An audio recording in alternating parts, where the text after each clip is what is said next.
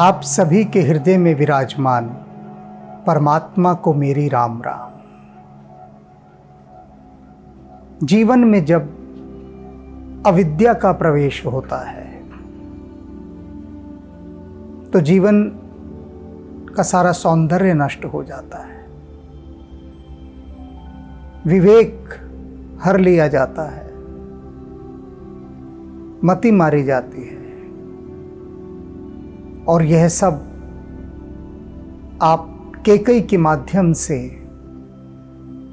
सुस्पष्ट रूप से देख और समझ रहे हैं।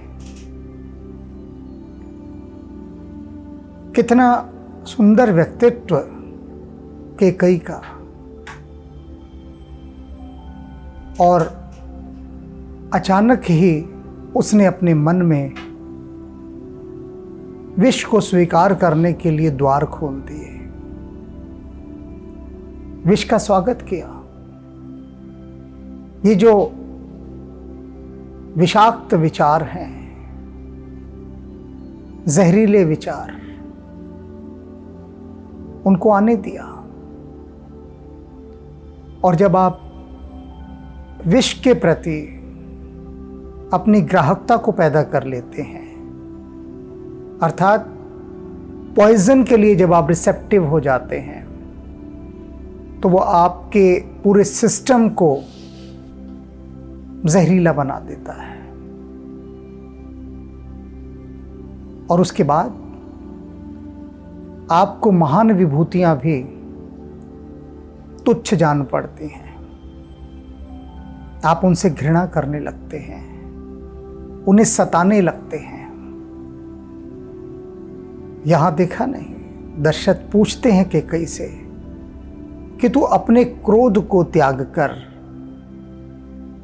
राम का एक अपराध मुझे बता दे, कोई एक दोष बता दे राम का। कैकेयी से वो बताए नहीं बनता, लेकिन फिर भी वह निष्पाप राम को दंडित करना चाह रही है। और दंड भी कोई साधारण नहीं है। मैंने अपने जीवन में बहुत देखा है, सभी ने देखा होगा। अनेक प्यारे प्यारे लोग, सीधे सरल सच्चे साधु स्वभाव के, और अविद्या के मारे, अज्ञान के मारे लोग, नासमझ लोग, उन्हें गालियां देते हैं, उन्हें सताते हैं, उन पर अत्याचार करते हैं। किस कारण से? कि भीतर उनके अज्ञान का अंधकार छाया हुआ है, बेहोशी है। और वो बेहोशी कुछ सोचने समझने ही नहीं देती।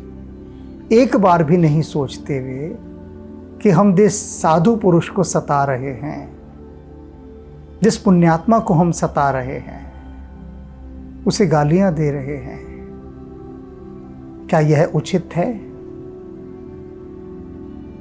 कि हमारे भीतर से जो उसके लिए दुर्वचन निकले, अपमानजनक शब्द निकले, क्या वे वास्तव में निकलने चाहिए थे? कहीं हम अपनी ओर से गलत तो नहीं है? कुछ अपनी तरफ खोजबीन आरंभ करें कि किसी बात को लेकर आपने किसी पुण्यात्मा पर अपमानजनक शब्द कह दिए। एक बार नहीं सोचा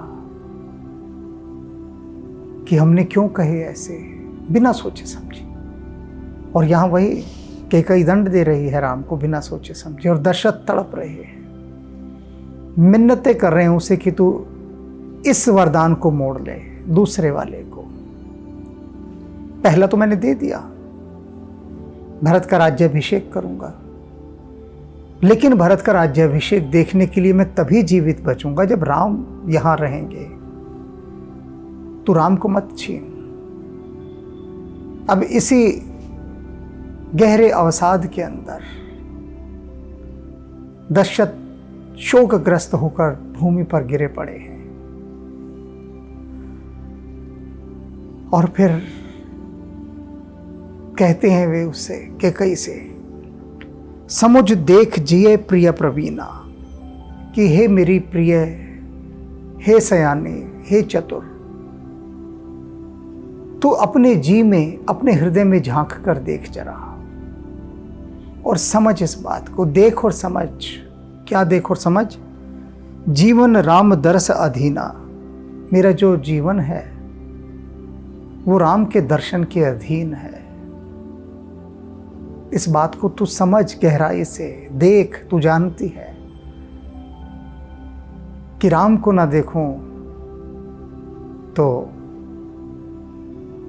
जीवन ठहर नहीं सकता मेरा। राम में मेरे प्राण बसते हैं। तू राम को न भेजवन। सुन मृदु बचन कुमति अति जरई। वह जो कुमति केकई दशरथ के इन वचनों को सुनकर जलने लगे। आग लग गई उसके भीतर कि यह राम को अयोध्या में रोकना चाहता है दशरथ। मैं चाहती हूं राम 14 वर्ष के लिए वनों में भटके, ठोकरें खाए, और ये बार बार उसी वचन को मोड़ने की बात कर रहा है। आग लग गए केकई के भीतर। मनहु अनल आउत घृत पर ही। दशरथ की वह प्रेम विनय, निवेदन, विनती, फरियाद केकई की आग में जैसे घी का काम कर रही थी। जैसे जैसे दशरथ विनती करते हैं विनम्र होके, वैसे वैसे केकई का क्रोध बढ़ता जा रहा है। उनकी हर अनुनय विनय आग में घी का काम कर रही है। कही कहू किन कोटि उपाया, इहा न लागही राउ रिमाया। गुस्से में भर के कहती है दशरथ से, कही करहु किन कोटि उपाया। चाहे तुम करोड़ों उपाय कर लो, सर पीट लो जितना मर्जी, इहा न लागही राउ रिमाया। कि राजा तेरी ये माया, तेरा ये छल कपट, ये जो तू पाखंड कर रहा है, ढोंग कर रहा है कि राम के बिना मर जाऊंगा, राम को ना भेज। मछली जीवित रह सकती है जल के बिना, सांप जिंदा रह सकता है मणि के बिना, मैं राम के बिना नहीं रह सकता। तू राम को ना भेज। मेरा जीवन राम पर आधारित है। और देख, भरत को राजा बनाऊंगा मैं, तो मैं चाहूंगा कि अपनी आंखों से भरत का राज्याभिषेक देखूं। तू भरत को यदि राजा के रूप में देखना चाहती है तो यह भी तो देख, मेरे आनंद को भी तो देख कि मैं कितना आनंदित होकर भरत का राज्याभिषेक करूंगा। और वह तभी संभव है जब राम को तू वनवास न भेजेगी। तो केकई कहती है कि ये इतनी नौटंकी राजा जो तू कर रहा है ना, मुझ पर कोई प्रभाव नहीं पड़ने वाला इनका। तेरी इन दलीलों का, तेरे इन उपायों का कोई फर्क नहीं पड़ेगा मुझ पर। देहू किलेहू अजस कर नाही। सीधी सी बात करो राजा, जो मैंने मांगा देते हो या नहीं, हाँ या ना। और नहीं देते हो तो फिर संसार में अपना अपयश झेलना तुम्हारी जो बदनामी होगी, पूरे रघुकुल की जो कीर्ति को बट्टा लगेगा, तुम्हारे ही कारण लगेगा, उसे झेलना। मोही ने बहुत प्रपंच सुहाई। और मुझे तुम्हारे ये प्रपंच, ये जो बखेड़े तुमने खड़े कर रखे हैं ना, अभी बिल्कुल नहीं सुहा रहे, कण मात्र नहीं सुहा रहे। इतनी नौटंकी जो तुम कर रहे हो, बंद करो यह सब। हाँ या ना, दो टूक बात करो। राम को वन भेजोगे या नहीं, सीधी बात। राम साधु तुम साधु सयाने। कहती मैं जानता हूं राम कितना साधु है, और तुम तो साधु के भी सयाने हो, और तुम तो सयाने साधु हो। राम मात भली सब पहचाने। और वह कौशल्या जो राम की जननी है, वो भी कितनी सरल और सच्ची है। मैं सबको पहचानती हूँ, राम को भी, तुझे भी, राम की माता को भी। अब आप यहां देख लीजिए, एक क्षण ठहर कर, कि जो अविद्या है, जो दुर्बुद्धि है, वह राम को भी नहीं बख्श रही। राम के लिए भी कह रही है, मैं जानती हूं राम भी कोई सीधा नहीं है, इस सब चालबाजियों के पीछे राम का भी हाथ है, और सबसे सयाने तो तुम हो दशरथ और वो कौशल्या, मैं सबको पहचान गई हूं। अब जब राम के लिए इतनी बातें कोई कह सकता है, तो हम और आपको अगर कोई गाली दे जाता है तो क्या बड़ी बात है। हम लोग तो हैं ही गालियों के काबिल। बुरा मत माना करो कोई गाली दे जाए तो, क्योंकि हम लोग जिस तल पर जीते हैं वो गालियों का ही तल है। लेकिन राम के विषय में कोई ऐसा कह जाए और उसकी खुद जननी कह जाए, तब तो क्या कहें। माता कह जाए, राम की जननी के विषय में भी कह जाए, तब क्या कहिएगा। कहां अपनी गणना करते हैं हम, बिल्कुल भी नहीं। गांठ बांध लें अभी यहां, जब भी कोई गाली दे सोचें कि अरे राम जी को लोगों ने कितनी गालियां दी और अभी भी थके नहीं है देने वाले, अभी भी दे रहे हैं, अभी भी दे रहे हैं। क्योंकि वो मंथराएं उस समय की, वे ताड़काएं, वे रावण, वे खर दूषण त्रिशिरा कहाँ मरे हैं। देह तो बदलती गई है, आज भी वे पीछा कर रहे हैं राम का। राम आज भी वन वन डोल रहे हैं। आप देख लीजिए राम के बारे में क्या क्या कह रही है। तो हम और आपको कोई कुछ कह जाए, फिर कह रहा हूं, मुस्कुरा दीजिएगा, समझ लीजिएगा कि उसके भीतर अविवेक की आग जल रही है, दुर्बुद्धि हावी हो गई, मति मारी गई, अविद्या आ गई, तो वह बेचारा भी क्या करे। और कोई उपाय नहीं है, वो फिर गाली ही तो देगा, आपको भला बुरा ही तो कहेगा। कह रही है यहाँ के कई कि सब जानती हूं, सबको पहचान गई हूं, राम को भी, और ये जो तू राम का बाप इतना सयाना साधु है, तुझे भी बड़ी बड़ी धर्मों की दुहाई देता है, कौशल्या को भी। जस कौशल्या मोर फल ताका, तस फल उन्हीं देहु करि साका। कहती उस कौशल्या ने जो मेरा भला साधा था ना, मेरे भले का जो सोचा था, वही भला मैं उसको अब लौटाने वाली हूं। भूली नहीं हूं मैं, जो भले वो मेरे लिए कर रही है, सब पता है मुझे, एक एक चीज की खबर है मुझे, और वह सब मैं उसको लौटाऊंगी अब, जो वो मुझे देना चाहती थी। होत प्रात मुनि भेष धर, जो न राम बन जा, मोर मरन राउर अजस, नृप समझू है मनमा। चेतावनी दे रही है दशरथ को कि सुन, सुबह होते ही यदि राम वन को नहीं जाता है तो मोर मरन राउरू, मेरा मरा मुंह देखेगा तो सुन ले,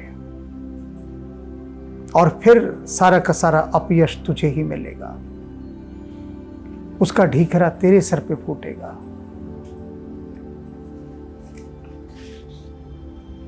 अस कह कुटिल भई उठ ठाड़ी, ऐसा कहकर वह कुटिल के कई बड़े गुस्से के साथ उठकर खड़ी हो गई। मानहु रोष तरंग निबाढ़ी, जैसे कि गुस्से की कोई बाढ़ बढ़ती चली जा रही है। पाप पहाड़ प्रकट भई सोई, और ये कहां से प्रकट हुई थी ये गुस्से की नदी? तुलसीदास जी कह रहे हैं पाप के पहाड़ से। भरी क्रोध जल जाई न जोई,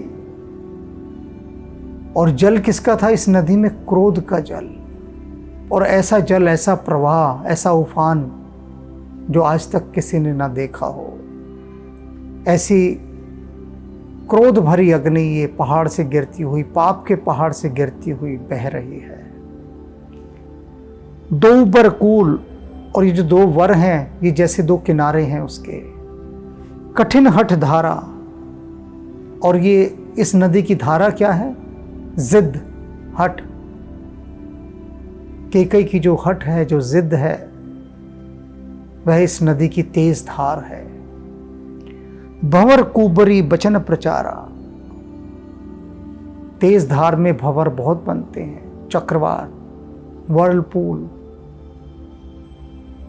तुलसीदास जी कहते हैं इस क्रोध की नदी में जो भंवर बन रहे हैं ना, वे क्या हैं? ये मंथरा के विचार हैं, वो घूम रहे हैं सारे में। ढाहत भूप रूप तरुमूला, और इन्होंने क्या कर दिया है कि राजा की जो मनोकामना का जो वृक्ष था उसे जड़ से उखाड़ दिया है इस बाढ़ के पानी ने, क्रोध की बाढ़ के पानी ने। ऐसी तेज धार है, जड़ से उस पेड़ को उखाड़ फेंका है। और अब क्या कर रही है? चली विपत्त बारिधि अनुकूला, और उसको विपत्ति के सागर में गिराने के लिए उस वृक्ष को जिसे जड़ से उखाड़ दिया है, अपनी तेज जलधारा में, हठ की जलधारा में बहाए ले जा रही है, और इसे ये विपत्ति के सागर में ले जाकर गिरा देगी। इस समय कैकई के इस भयानक विभत्स रूप का चित्रण तुलसीदास जी ने कितनी सुंदरता के साथ किया है, कितनी सटीक दृष्टांतों के माध्यम से किया है। लखी नरेश बात फिर साची, राजा ने समझ लिया सब कुछ देख विचार के कि ये कैकई न तो मजाक में ये बात कह रही है जो इसने कही है, ना ही कोई और अन्य कारण है। सच में ये कह रही है, सच में ये यही चाहती है कि राम को वनवास मिले। तिये मिस मीच शीस पर नाची। दशरथ क्या सोच रहे हैं कि मृत्यु किस रूप में मेरे सिर के ऊपर आकर नाच रही है। युद्धों के माध्यम से नहीं आई, वो एक स्त्री का रूप धारण करके मृत्यु आकर मेरे सर पर नाच रही है। गहे पद विनय कीनी पैठारी।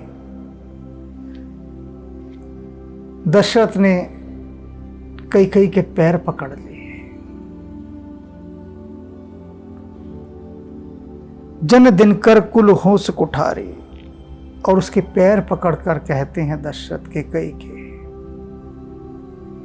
कि ये जो रघुकुल है, ये जो सूर्यवंश है, इसके लिए तो कुल्हाड़ी मत बन। सूर्य वंश रूपी वृक्ष के लिए कैकई तो कुल्हाड़ी मत बन, मत काट इसे। उसके पैर पकड़ लिए कैकई के। जिस राजा के पैर, जिस अपने प्रियतम पति के पैर कैकई छूती थी, उनकी चरण रज को अपने माथे से लगाती थी, अविद्या ने उल्टा खेल खिलवा दिया। दशरथ उसके पैरों में गिरकर रो रहे हैं और उससे कह रहे हैं तू कुल्हाड़ी मत बन, मत काट इस सूर्य कुल के वृक्ष को। माग माथ अभी देहु तो ही, तू कहे तो मैं अभी सर काट के अपना तुझे दे दूं, देर नहीं लगाऊंगा, तत्काल दे दूंगा। राम विरह जन मार समोही, लेकिन राम के विरह में तू मुझे मत मार। मुझसे बैर है, मुझे मारना है, अभी मार देता हूं, तेरी इच्छा पे मैं अपना सर काट लूंगा, लेकिन राम के विरह वाली मृत्यु तू मुझे मत दे। राख राम कहूं जेहिते ही भाते। तू राम को अयोध्या में जेहिते ही किसी भी प्रकार से रख ले, जैसे भी तू रखना चाहे, जो भी तेरी शर्तें हों, उन शर्तों पे तू राम को अयोध्या में रहने की अनुमति दे दे, उसे वनवास मत दे। नहीं ते जर ही जन्म भरी छाती, नहीं तो जन्म भर तेरी छाती जलती रहेगी, याद रख, बहुत पछताएगी। देखी व्याध असाध नृप परे हूं धर निधुनि मात। राजा ने देखा ये तो असाध्य रोग है, नहीं टलेगा, नहीं मानेगी ये, और ये सोचकर वे धरती के ऊपर अपना सिर धूंधते हुए गिर गए। सिर पीटते हुए अपना राजा धरती पर गिर गया। कहत परम आरत बचन राम राम रघुनाथ। और आर्त वचन में पुकारते हैं, हे राम हे राम हे रघुनाथ। ऐसे कहते हुए अपना सिर पीटते हुए शोकग्रस्त होकर दशरथ भूमि पर गिर जाते हैं। व्याकुल राव शिथिल सब गाता। दशरथ बहुत व्याकुल हैं, व्यथित हैं, और शिथिल सब गाथा, उनका पूरा गात, पूरा शरीर, सारी देह शिथिल हो गई है, निष्प्राण हो गई है, थक कर चूर हो गई है, जान ही नहीं बेजान हो गई। करन्नि कल्प तरु मन हूं निपाता। जैसे कि इस हथनी ने उनके कल्प तरु वृक्ष को जड़ से उखाड़ दिया हो। कंठ सूख मुख आव न बानी। गला बिल्कुल सूख गया दशरथ का, बोल नहीं फूट रहे थे, वाणी नहीं आ रही थी, बोला ही नहीं जा रहा था। जन पाठीन दीन बिनु पानी। जैसे कि बिना पानी की मछली, जल बिन मछली शिथिल हो जाती है, कोई शब्द नहीं निकलता, उससे बोला ही नहीं जाता, बस मुंह खुला होता है उसका, तड़पती छटपटाती रहती है। यही स्थिति दशरथ की है, जल बिन मछली के समान। पुन कह कटु कठोर केकई। दशरथ को इस हालत में पड़े हुए देखकर केकई को बिल्कुल दया नहीं आ रही, बल्कि वह और कठोर हो गई और क्रूर हो गई और बोलती है, मनु धाय मनु माहुर देही। और जो वो बोल रही है वचन, वो वचन कैसे हैं? जैसे घाव के ऊपर कोई जहर डाल दे, नमक नहीं, घाव पर कोई जहर भर दे घाव के अंदर, ऐसे वचन बोलती है कि कई उस समय दशरथ को दुखी देखकर, तड़पता हुआ देखकर, छटपटाता हुआ देखकर। जो अंत हूं अस कर्तव्य रहे हो। कहती हैं कि जो आखिर में तुम्हें यही सब कर्तव्य करना था, रोना धोना मचाना था, यही सब नौटंकी करनी थी तुम्हें। माग माग तुम कहीं पर कही हो। किसके बल पर तुम बार बार मुझे कह रहे थे कि मांग के कई क्या मांगते हैं, बोल क्या चाहिए? बड़े ऊंचे ऊंचे बोल बोले तुमने, ये ला दूं, वो ला दूं, ये कर दूं, उसको मार दूं। किसके बल पर कह रहे थे ये सब? अगर यही सब नौटंकी तुम्हें करनी थी तो। दुई की होई एक समय भुआला। हसब ठठाई फुलाऊ बुगाला। कहती है, हे राजा, ठहाका मारकर हंसना और गाल फुलाना, ये दोनों काम एक साथ नहीं हो सकते, और तुम एक साथ करने का काम कर रहे हो। पहले तो कितने ठहाके मार मार के हंस हंस के कह रहे थे, बोल क्या ला दूं, मांग क्या चाहिए, और अब गाल भुला के बैठ गए हो। तो ये दोनों काम एक साथ नहीं चलेंगे, छोड़ दो इन सबको। दान कहौ अरु कृपनाई, कहलाना चाहते हो कि मैं दानी हूं, जो वचन दे देता हूं पीछे नहीं हटता हूं, और अब इतनी कंजूसी दिखा रहे हो। वर मांग लिए, उनको देने में अब जान निकल रही है, कंजूस हो गए हो, कृपण हो गए हो, कहलाना दानी चाहते हो। होए कि खेम कुशल रौताई, कहते हैं युद्ध के अंदर राजपूतीपन दिखाओ, अपना क्षत्रियत्व दिखाओ। युद्ध में कूदे हो तो घावों से क्यों डरते हो?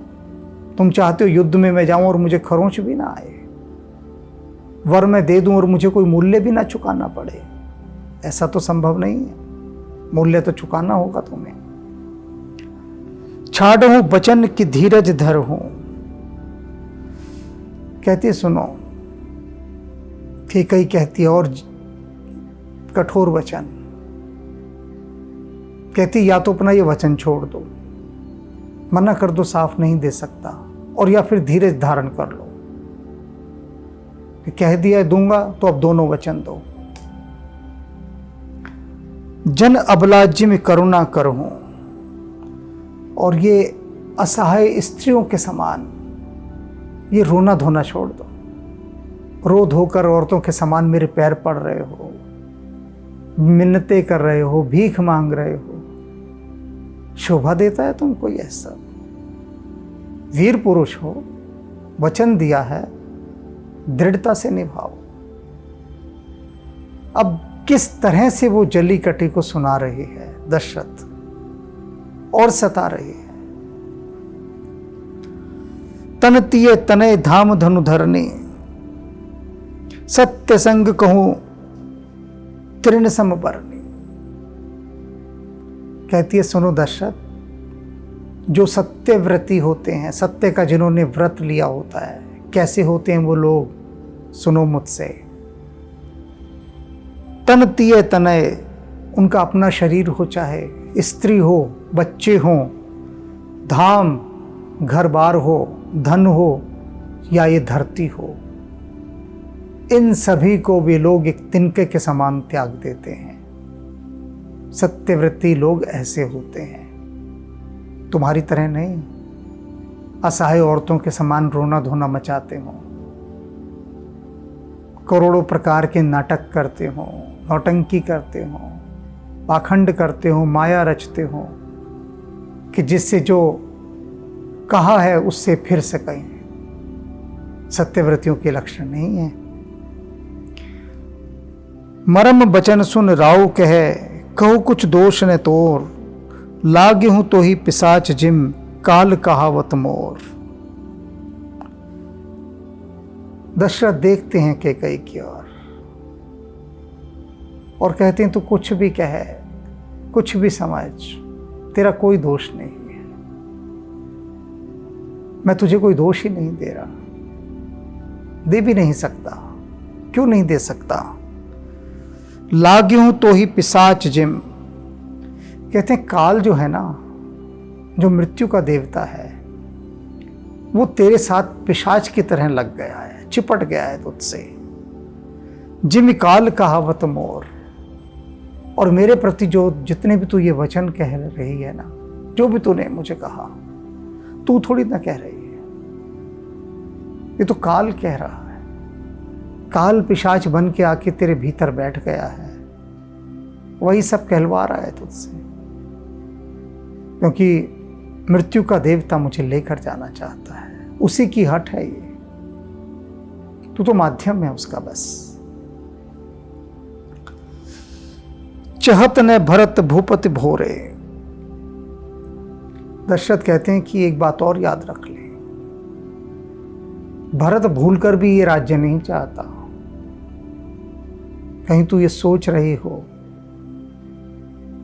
कि भरत के लिए तू ये राज मांग रही है तो भरत खुश होगा? भूल जा, भरत भूलकर भी ये राज नहीं चाहेगा। विधि बस कुमत बस जिए तोरे, ये तो होनी है, होनहार के वशीभूत होकर तेरी बुद्धि फिर गई, और तूने भरत के लिए राज मांग लिया। भरत स्वीकार नहीं करेगा इस राज को, भूलकर भी नहीं करेगा।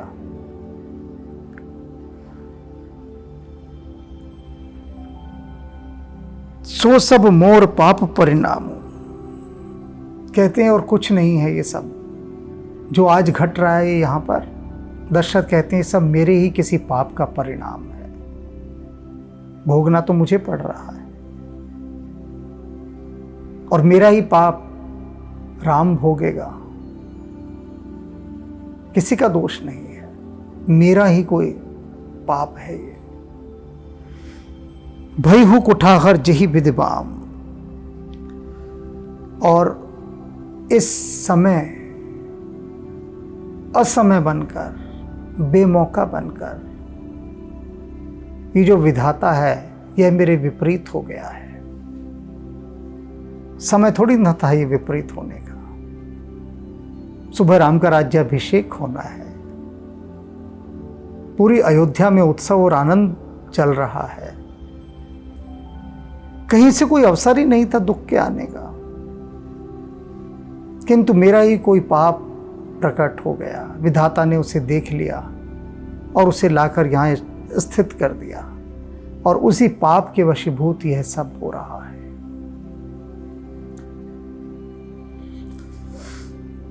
सुबस बसी हैं फिर अवध सुहाए। दशरथ कहते हैं तू देख लेना, जिस अयोध्या को तू ये आज उजाड़ रही है ना, ये फिर बसेगी। उजड़ तो गई है किंतु फिर बसेगी। सब गुण धाम राम प्रभुताए, सभी गुणों के जो धाम हैं वे राम, उनकी ही प्रभुता इस अयोध्या में होगी।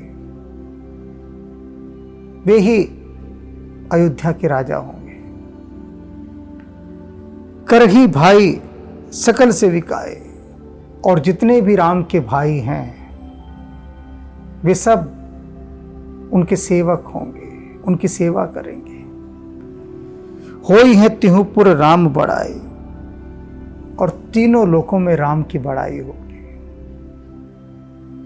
मांग ले तू राम के लिए वनवास, उजाड़ ले अयोध्या को, फिर बसेगी और राम का ही यहाँ प्रभुत्व स्थापित होगा, और बाकी सभी भाई राम के उनकी सेवा में रहेंगे, उनकी टहल में रहेंगे। तोर कलंक मोर पछताओ, और ये बात भी ध्यान रख ले कि तेरे माथे पर ऐसा कलंक लगेगा, मिटहू ने मोई ने मिटही ने जरही काओ, जो कि मरने के बाद भी नहीं मिटेगा। सदा सदा के लिए तेरी माथे पर एक कलंक लगेगा, और ऐसा कलंक जो तेरे मरने के बाद भी नहीं समाप्त होगा। और वहीं दूसरी ओर मोर पछताओ, ये जो मैं इतना पछता रहा हूं, अब तड़प रहा हूं, ये भी मेरे मरने के बाद मेरे साथ ही रहेगा। ये तड़प समाप्त नहीं होगी, न तेरा कलंक समाप्त होगा, न मेरा पछतावा समाप्त होगा कि मैं क्यों तुझे ब्याह कर ले आया। आज पछता रहा हूं, ये समाप्त नहीं होगा। ये दोनों चीजें अब तो ही नीक लाग कर सोए, अब तुझे जो ठीक लगता है ना तू वो कर, मेरी तरफ से पूरी स्वतंत्रता है तुझे, जो तेरा जी चाहता है वो कर। लोचन ओट बैठू मोह कोई, बस एक काम कर दे कि मेरी नजरों से दूर चली जा, तू मुझे दिखाई मत दे। जो करना है, भरत को राजा बनाना है बना, राम को वन भेजना है भेज दे, जो मर्जी कर, मुझे दिखाई मत दे, अपना चेहरा मत दिखा मुझे। जब लगी जियो कहूं कर जोरी, कहता है कि हाथ जोड़कर कह रहा हूं मैं तेरे से कि जब तक मैं थोड़ा बहुत अभी जी रहा हूं, मेरे अंदर प्राण है, तब तक के लिए हाथ जोड़ रहा हूं तुझसे। तब लगी जनी कुछ कहे से बहोरी, तब तक मेरे से बात मत करना, तू बोलना मत मुझसे। आज से तेरा मेरा कोई संबंध नहीं, मुझसे बात करने की आवश्यकता नहीं है। जितने समय भी मुझ में प्राण है, लेकिन मैं तेरा स्वर नहीं सुनना चाहता, तेरा ये कलुषित मुख नहीं देखना चाहता। ये दोनों ही चीजें। फिर पछतहेसी अंत अभागी, कहते कि अभागिन आखिर में तुझे पछताना ही है, जानता हूं मैं। पछताना ही पछताना लिखा है तेरे भाग्य में। अब अंत में देख लेना। मारिस गाई नहौर लागी, और तू क्या कर रही है? तो तांत बनाने के चक्कर में गाय को ही मार रही है। धनुष की डोरी बनाने के लिए पशु की खाल या उसकी आंतों का इस्तेमाल किया जाता है। उसकी आंतों को सुखा के और उनको आपस में एक दूसरे पर चढ़ाकर बल देके धनुष की प्रत्यंचा बढ़ाई जाती है। तो कह रहे हैं तू अपने इस धनुष की, ये जो तेरा कलुषित धनुष है, कुविचारों का धनुष, इसकी डोरी बनाने के लिए तू गाय को मारना चाहती है, अर्थात राम को मारना चाहती है। राम को मार के फिर तू तांत बनाना चाहती है। परे हूं राव कही कोटि विधि, काहे कर से नादान। करोड़ों प्रकार से दशरथ ने उसे समझाया।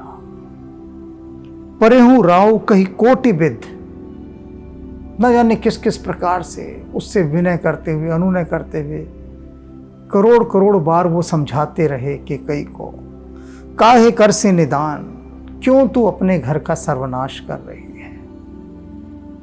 संभल जा, जान ले, पछताएगी।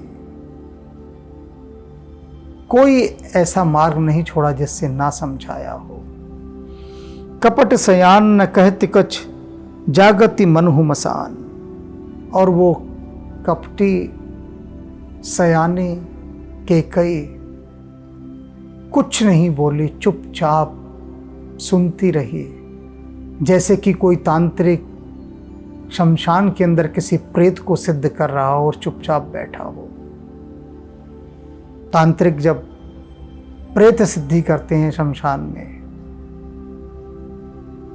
तो जब सिद्धि के करीब पहुंचने लगते हैं तो अनेक प्रकार के शोर सुनाई देते हैं, चीखें सुनाई देती हैं, आवाज़ें सुनाई देती हैं, किसी के रोने की, पुकारने की, विनती करने की, दुहाई देने की, न जाने कितने कितने प्रकार की आवाज़ें, जो कि उस तांत्रिक को डिगाने का प्रयास करती हैं कि जिससे वह प्रेत की सिद्धि ना कर ले, प्रेत को अपने वश में ना कर ले और प्रेत सिद्ध ना बन जाए।